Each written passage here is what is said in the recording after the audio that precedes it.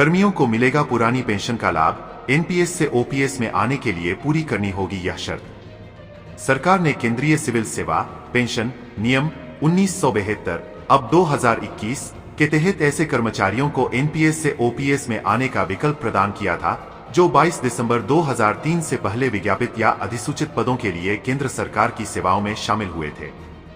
ऐसे कर्मियों को 31 अगस्त 2023 तक किसी एक विकल्प का चयन करने की मोहलत दी गई थी। केंद्र सरकार में सेवारत कर्मचारियों के अलावा रिटायर्ड कर्मियों को भी पुरानी पेंशन का फायदा देने की कवायद शुरू हुई है। इन्हें एनपीएस छोड़कर पुरानी पेंशन स्कीम में शामिल होने का अवसर दिया गया है। भारत सरकार के कार्मिक मंत्रालय, लोक शिकायत और पेंशन के अंतर्गत आने वाले पेंशन एवं पेंशनभोगी कल्याण विभाग के पास इस बाबत अनेकों सवाल आ रहे हैं। सेवानिवृत्त कर्मचारी जानना चाहते हैं कि वे एनपीएस से ओपीएस में किस तरह शिफ्ट हो सकते हैं।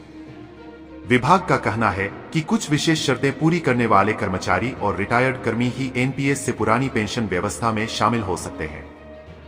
जैसे योग्य रिटायर्ड कर्मचारी को एनपीएस के तहत सरकारी अंशदान और उस पर मिले प्रतिलाभ को ब्याज सहित वापस करना होगा। इसी तरह से कुछ दूसरी शर्तें भी रहेंगी। ऐसे रिटायर्ड कर्मियों पर लागू होता है ये नियम।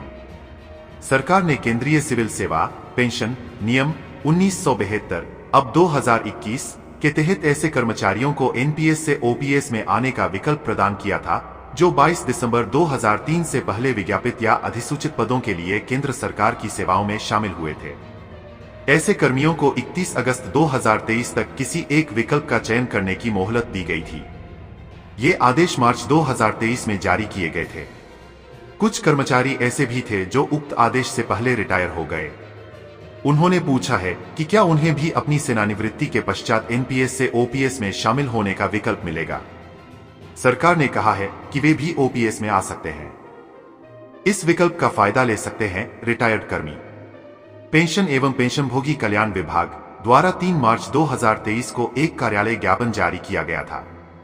इसमें कहा गया कि केंद्र सरकार के ऐसे सिविल कर्मचारी जो उस पद या रिक्ति के सापेक्ष नियुक्त किया गया है जिसे भर्ती नियुक्ति के लिए राष्ट्रीय पेंशन प्रणाली की अधिसूचना की तारीख अर्थात 22 दिसंबर 2003 से पूर्व विज्ञापित अधिसूचित किया गया था, को केंद्रीय सिविल सेवा पेंशन नियमावली 1972 अब 2021 के अधीन कवर किए जाने के लिए एक बार का विकल्प दिया गया था।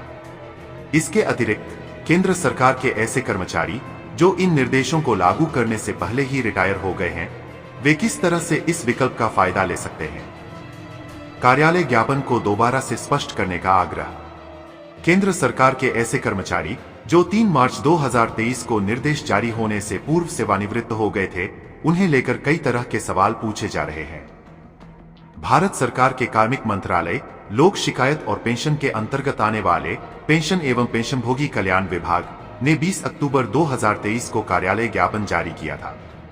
उसमें यह स्पष्ट किया गया है कि केंद्र सरकार के ऐसे कर्मचारी जो अन्यथा ओपीएस के अंतर्गत कवरेज के पात्र हैं और वे पहले ही सेवानिवृत्त हो चुके हैं, ऐसे कर्मियों पर केंद्र सरकार का 3 मार्च 2023 को जारी वह कार्यालय ज्ञापन लागू होता है जिसमें रिटायर्ड कर्मियों को ओपीएस में शामिल होने का विकल्प प्रदान किया था।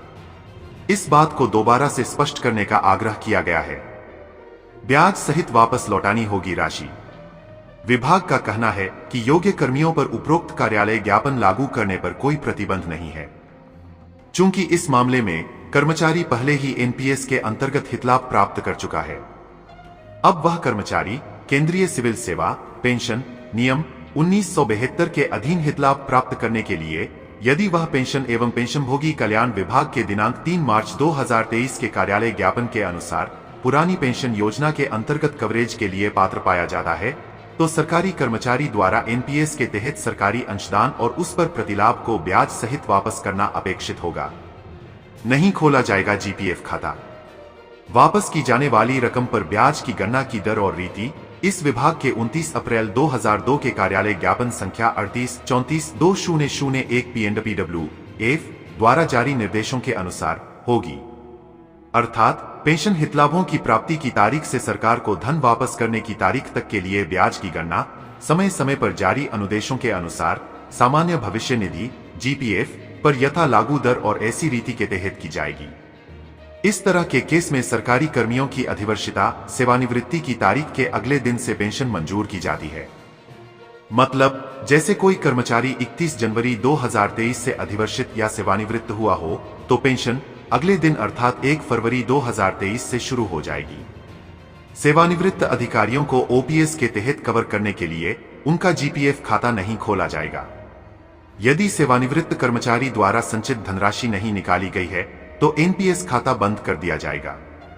निकासी के समय निधि में प्रतिलाभ के साथ सरकारी अंशदान सरकारी खाते में अंतरित कर दिया जाएगा। ऐसी रकम पर किसी प्रकार के ब्याज का सवाल ही नहीं उठता। 22 दिसंबर 2003 से पहले पूरी हुई थी भर्ती प्रक्रिया। केंद्र सरकार के उन कर्मियों को जो 1 जनवरी 2004 को या उसके बाद सरकारी सेवा में आए थे, लेकिन उनकी भर्ती प्रक्रिया उक्त तिथि से पहले ही पूरी हो चुकी थी। इसमें पदों के विज्ञापन से लेकर भर्ती की सभी औपचारिकताएं शामिल थी। किन्हीं कारणों से ऐसे कर्मचारी जनवरी 2004 के बाद सेवा में आए थे। 22 दिसंबर 2003 को एनपीएस लागू होने से पहले उन कर्मियों का फाइनल रिजल्ट आ चुका था, लेकिन उन्हें ज्वाइनिंग 1 जनवरी 2004 के बाद मिली थी। ऐसे में उन्हें पुरानी पेंशन का लाभ नहीं मिल सका। उन्हें एनपीएस में शामिल कर दिया गया।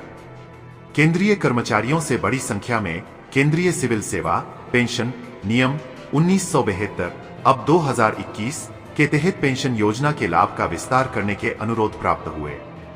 कर्मियों ने उच्च न्यायालयों और केंद्रीय प्रशासनिक न्यायाधिकरणों की शरण ली। वहां से जब उनके पक्ष में फैसले हुए तो केंद्र सरकार ने 3 मार्च 2023 को उन सभी कर्मियों को ओपीएस में शामिल होने का विकल्प प्रदान किया था। इसके लिए कर्मचारियों को 31 अगस्त तक अपना विकल्प देना था। रिटायर्ड लोगों के लिए कही गई ये बात पेंशन एवं पेंशनभोगी कल्याण विभाग द्वारा इस संबंध में गत वर्ष 20 अक्टूबर को कार्यालय ज्ञापन जारी किया गया था। इसमें कहा गया, कुछ ऐसे केंद्रीय कर्मी जो अब रिटायर हो चुके हैं, उन्होंने पूछा है कि क्या वे भी ओपीएस में शामिल हो सकते हैं। क्या उक्त आदेश उन लोगों पर भी लागू होगा जो यह आदेश आने से पहले से ही रिटायर हो गए थे, यानी उनका रिटायरमेंट 3 मार्च 2023 से पहले हो चुका था। इस बाबत पेंशन एवं पेंशनभोगी कल्याण विभाग का कहना था, हाँ वे भी उक्त विकल्प का इस्तेमाल कर सकते हैं। यहां पर ऐसे कर्मियों को कुछ शर्तों का पालन करना होगा, जैसे उन्होंने रिटायरमेंट पर एनपीएस का सारा लाभ ले लिया है तो वह वापस करना होगा। रिटायरमेंट पर एनपीएस से मिला पैसा वापस करेंगे तो ही वे ओपीएस का लाभ तभी ले सकते हैं। इसके बाद भी विभिन्न मंत्रालयों और विभागों से ऐसे सवाल पूछे जा रहे हैं कि योग्य रिटायर्ड कर्मियों को किस तरह एनपीएस से ओपीएस में शिफ्ट कर सकते हैं। पेंशन एवं पेंशनभोगी कल्याण विभाग द्वारा पिछले दिनों एक बार फिर से कार्यालय ज्ञापन जारी किया गया है। इसमें वे सभी बातें स्पष्ट की गई हैं जिसके माध्यम से एनपीएस में रिटायर्ड हुए कर्मी ओपीएस का लाभ ले सकते हैं।